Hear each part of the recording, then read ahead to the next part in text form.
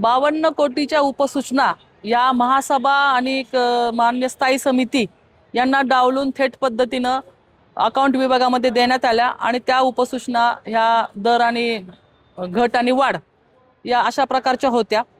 नियमाप्रमाणे BPMC act प्रमाणे या उपसूचना या महापौर किंवा स्थायी समिती अध्यक्ष यांच्या माध्यमातूनच त्या येणं अपेक्षित होतं, परंतु भारतीय जनता पार्टीच्या नगरसेवकांच्या त्याच्यावरती सह्या आहेत आणि ठेकेदारांनी त्या सह्या घेतल्यात अशा प्रकारची माहिती आम्हाला मिळाली। कालच्या बातमींमधून असं कळलं होतं की सर्वपक्षीय नगरसेवकांच्या सह्या आहेत। जेव्हा आम्ही कागदपत्र उपसूचना तपासल्या तर त्यामध्ये शिवसेनेच्या सह्या नाहीत आणि राष्ट्रवादी काँग्रेसच्या पण सह्या नाहीत। मग ते बालंड आमच्या पक्षावरती का? ज्या मतदारांनी आम्हाला निवडून दिले तर त्यांच्यामध्ये गैरसमज नको म्हणून आम्ही हा खुलासा आज केला की आमच्या पक्षाचे नगरसेवक त्यामध्ये सहभागी नाहीत। तुम्ही म्हणता तुमचे नगरसेवक नाही, राष्ट्रवादी नगरसेवक ना, भाजपच्याच स्टँडिंगच्या अध्यक्षांनी हा घोटाळा बाहेर काढला, मग त्यांना माहित नव्हतं का, त्यांना किंवा महापौरांना? भाजपच्या स्टँडिंगच्या अध्यक्षांनी हा घोटाळा बाहेर काढला तर त्यांनी नगरसेवक कोण आहेत हे बघितलं नाही। बीपीएमसी ऍक्टचं उल्लंघन झालं हे त्यांचं म्हणणं होतं आणि ते खरं आहे की थेट पद्धतीने जे गेल्या महापौरांच्या सहीने जरी गेल्या असता तरी काही विशेष नव्हतं किंवा त्यांच्या सहीने गेल्या असता स्थायी समिती अध्यक्ष, ते सगळ्यांना डावलून हे गेल्या हे चुकीचं आहे। कारण आम्ही सुद्धा अतिशय मागणी केली होती की वर्गीकरण आम्हाला करायचंय, त्यावेळेस आम्हाला सांगण्यात आलं की निधीची उपलब्धता नाही आणि हे असं केल्यामुळं त्यांनी तो विषय घेतला।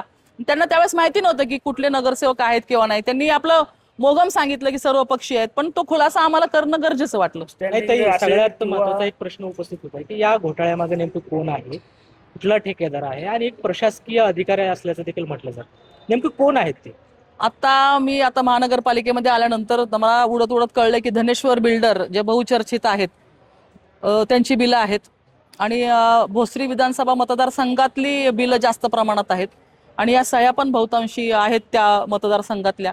आणि गेले 4 वर्ष ज्यांना सवय लागली प्रशासकीय काळामध्ये की कुणाचाही बंधन नाही, मनमानी कारभार करायचा, तर अशाच पद्धतीने हे केले गेलेलं आहे। जे नगरसेविका आहेत जे आहेत समजा नवे आहेत त्यांना माहिती नाही, पण त्यांना कोण सांगितलं हे पण चौकशी समितीतनं बाहेर आलं पाहिजे ना। आणि ठेकेदार जाऊन नगरसेवकांच्या सह्या घेणं ही पद्धतच नाही, हे ऍक्ट मध्ये बसत नाही आणि जैन साहेबांनी त्या ऍक्सेप्ट केल्या तर त्यांना सुद्धा तो खुलासा द्यावा लागेल की त्यांनी कशा काय या उपसूचना घेतल्यात। पण त्या उपसूचना जर ह्या आर्थिक वर्षात झाल्या नसत्या मागच्या तर ते कर्ज म्हणून परत पुढच्या आलं असतं, ते 200 कोटीचं कर्ज झालं असतं चौपटीने विचार केला तर ते पैसे दिले याच्या बाबतीत आमचं दुमत नाही, परंतु ते चुकीच्या पद्धतीने दिले गेले आणि त्याच्यामध्ये महानगरपालिकेच्या बाहेरच्या शक्तींचा हस्तक्षेप होता, ह्याच्यावरती आमचं ऑब्जेक्शन जो आहे तो भोसरीचे आमदार यांच्याकडे आहे, ते मेन आका आहेत का या प्रकरणात? मी तुम्हाला परत तेच सांगते की ज्या विधानसभा मतदारसंघातले जास्त विषय झाले किंवा कोणाचे निकटवर्तीय ठेकेदार त्याच्यामध्ये आहेत त्याच्याने अनुषंगानेच येतं ना, जबाबदारी झटकून चालणार नाही, ह्याचं उत्तर तर प्रत्येकाने दिलंच पाहिजे। सत्ताधारी भाजपचे महापौर असतील किंवा स्टँडिंगचे चेअरमॅन असतील त्यांना अंधारात ठेवून एवढी मोठं बिलं जी आहे ती देण्यात आली, कुठेतरी भाजपमध्ये आलबेल दिसत नाही असं वाटतंय का? मानलं गेलं नाही? नाही, आता तुम्हाला मी सांगते, महापौर आहेत सत्ताधारी पक्षाचे, चेअरमन आहेत सत्ताधारी पक्षाचे, ठीक आहे, म्हणजे त्यांना त्यांच्या लेखी मान्यता नाहीये, ज्यांनी कुणी हे घडवलंय म्हणजे त्यांना त्यांच्यावरती विश्वास नसेल की ते हे विषय करतील, म्हणून स्वतःची जी त्यांना सवय लागली मनमानी कारभार करण्याची ते ह्याच्यातनं त्यांनी प्रत्यक्ष दाखवून दिलं।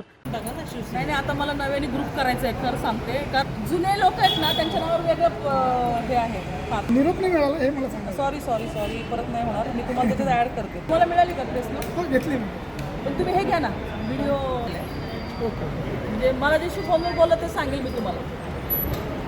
हां ठीक आहे, ही जी बिलं 52 कोटीची अदा करणार आहे तर तसं नाही आहे, फक्त भारतीय जनता पार्टीच्या सह्या आहेत आणि ह्याच्यामध्ये बहुतांश त्यांच्या ह्याच्यामध्ये बिलं आहेत असं आम्हाला कळतंय, त्याची माहिती आम्ही आता घेणार आहोत। पण चौकशी व्हायला पाहिजे, फक्त अकाउंट डिपार्टमेंटची चौकशी न होता ठेकेदार असतील, सह्या करणारे नगरसेवक असतील किंवा त्यांनी कुणालाही त्यांना सह्या करायला लावल्या, सगळ्यांची चौकशी व्हायला पाहिजे। हे सर्वस्वी भाजपचे नगरसेवक आणि भाजपचे जे पिंपरी चिंचवड शहरातले नेते आहेत त्यांनी मिळून हे तरतूद वर्गीकरणाचा घाट घातलेला आहे।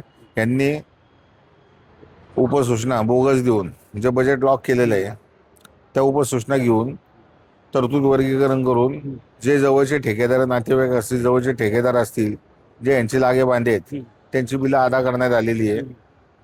याच्यामध्ये अकाउंट ऑफिसरचे काही अधिकारी म्हणजे जैन साहेब असतील त्यांच्या खालचे अधिकारी असतील आणि स्वॅबचे जे अधिकारी आहेत त्यांनी मिळून हा सगळा घोटाळा केलेला आहे. अच्छा, तर ह्यांच्या मागे कोण आहे असं वाटतं तुम्हाला की सत्ताधाऱ्याचं मोठे नेते इथं असतील किंवा- इथं सत्ता भाजपची आहे. इथले भाजपचेच मोठे नेते आणि इथलेच भाजपचे सत्ताधारी पक्षाचे नगरसेवक. कोण भाजपचे नेते? इथं परिस्थिती अशी, चिंचवड, भोसरी, पिंपरी हे 3 मतदारसंघ आहेत.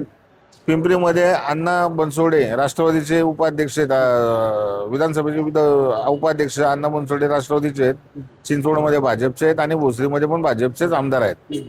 तर यांनी हेच महापालिका इथं ऑपरेट केली जाते यांच्या मार्फत. म्हणजे तुमचा थेट आरोप आहे की त्यांच्याच दुसरं कोण करू शकतं इथं? आता हे नगरसेवक ठेकेदार जाऊन त्या नगरसेवक म्हणू शकत नाही उपसूचना यांनी या सहाय्य करून दे, किंवा स्वतः जैन साहेब तर जाऊन म्हणू शकत नाही की हे बाबा सहाय्य आणून सहाय्य करा नगरसेवकांना.